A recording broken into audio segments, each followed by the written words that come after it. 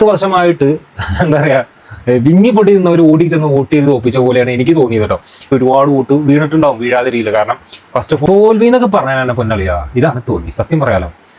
ഒട്ടും ഒരു മനുഷ്യൻ പ്രതീക്ഷിക്കാത്ത ഒരു പാർട്ടി പ്രവർത്തകൻ പോലും അല്ലെങ്കിൽ ഒരു അനുഭാവി പോലും പ്രതീക്ഷിക്കാത്ത ഒരു തോൽവിയാണ് ഇന്ന് കേരളം കണ്ടത്, 100+. എന്നാലും 10 വർഷമായിട്ട് എന്താ പറയാ വിങ്ങിപ്പൊട്ടി നിന്നവർ ഓടി ചെന്ന് വോട്ട് ചെയ്ത് ഒപ്പിച്ച പോലെയാണ് എനിക്ക് തോന്നിയത് കേട്ടോ. ഞാൻ ആ ഒരു റീസൺ പറയാനല്ലോ, എന്നാൽ ഇനിയിപ്പോൾ അതിനെക്കുറിച്ച് മെഴുകിയിട്ടൊന്നും കാര്യമില്ല. തോൽവി തന്നെയാണ്. പക്ഷേ ഈ വാഗ്ദാനം എന്ന് പറയുന്ന സാധനം അത് പിന്നീട് വിനയായിട്ട് വരുന്ന ഒരു സാധനം. നമുക്കറിയാം, രാഷ്ട്രീയ പല പാർട്ടികളും ജയിക്കാൻ വേണ്ടി പല വാഗ്ദാനങ്ങൾ കൊടുക്കും. അത് എന്താ പറയുക, സ്ഥാനാർത്ഥികൾ കൊടുക്കും. അപ്പോൾ അതിലൂടെ നമുക്കറിയാം കോൺഗ്രസിൽ ഒരുപാട് വാഗ്ദാനങ്ങൾ ഈ എടുത്ത്, അതായത് പൊതുജനത്തിന് ഉപകാരപ്പെട്ട കുറേ കാര്യങ്ങൾ ഇതിൻ്റെ ബേസിൽ ഒരുപാട് വോട്ട് വീണിട്ടുണ്ടാവും, വീഴാതെ രീതിയിൽ. കാരണം ഫസ്റ്റ് ഓഫ് ഓൾ ആണ് KSRTC ബസ്സിൽ സ്ത്രീകൾക്ക് ഫ്രീ ആയിട്ടുള്ള ഒരു യാത്ര പറഞ്ഞിട്ടുണ്ട്. രണ്ടാമത് പറഞ്ഞിരിക്കുന്ന ഒരു കാര്യമാണ് പെൻഷൻ, അതായത് പ്രായമായവർക്കുള്ള പെൻഷൻ 3000 ആക്കും എന്നുള്ളൊരു പ്രസ്താവന ഇറക്കിയിട്ടുണ്ട്. നാലാമത് പറഞ്ഞിരിക്കുന്ന ഒരു കാര്യമാണ് 1000 രൂപ കിട്ടുന്ന മറ്റേ സ്ത്രീകൾക്ക് 2000 രൂപയാക്കും എന്ന് പറഞ്ഞിട്ടുണ്ട്. ഇതിൽ ഏറ്റവും വലിയ യൂത്തിനെ പിടിച്ചൊരു കളി കളിച്ചിട്ടുണ്ട്.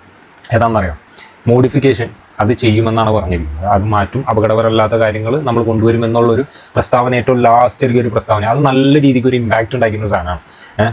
അപ്പോൾ അതിൻ്റെ ബേസിൽ ഒരുപാട് വോട്ടുകൾ കയറിയിട്ടുണ്ടാവും. ഈ പറഞ്ഞ കേസിൽ ഒരുപാട് വോട്ടുകൾ കയറിയിട്ടുണ്ടാവും. പിന്നെ ഇപ്പം ഈ ജനങ്ങളല്ലേ, മറക്കും മരിക്കും, ഇതാണ് മനുഷ്യൻ. പല വെച്ച് മാറ്റി ചിന്തിച്ചാണ്, ഇത്ര വർഷം അവർ ഭരിച്ചു, ഇത്ര വർഷം ഇവർ ഭരിക്കട്ടെ എന്ന് ചിന്തിച്ചവരും ഉണ്ടാവും. അങ്ങനെയാണ് ഈ വോട്ട് ഇത്രയേറെ മാറ്റം വന്നതാണ്. അത് തന്നെയാണ് ഇന്നത്തെ സംഭവത്തിൽ. അപ്പൊ എന്താണെങ്കിലും ഈ പറഞ്ഞ വാഗ്ദാനങ്ങളൊന്നും പാലിക്കാത്ത പക്ഷമുണ്ടല്ലോ, അത് തന്നെ ജനങ്ങൾ പറഞ്ഞുകൊണ്ടിരിക്കും. കാരണം നിങ്ങൾ ബസ്സിൽ കയറാൻ വേണ്ടി ഇപ്പൊ ക്യൂ നിൽക്കുകയാണ് സത്യം, യാത്ര ചെയ്യാൻ വേണ്ടി ഫ്രീ ആയിട്ട്.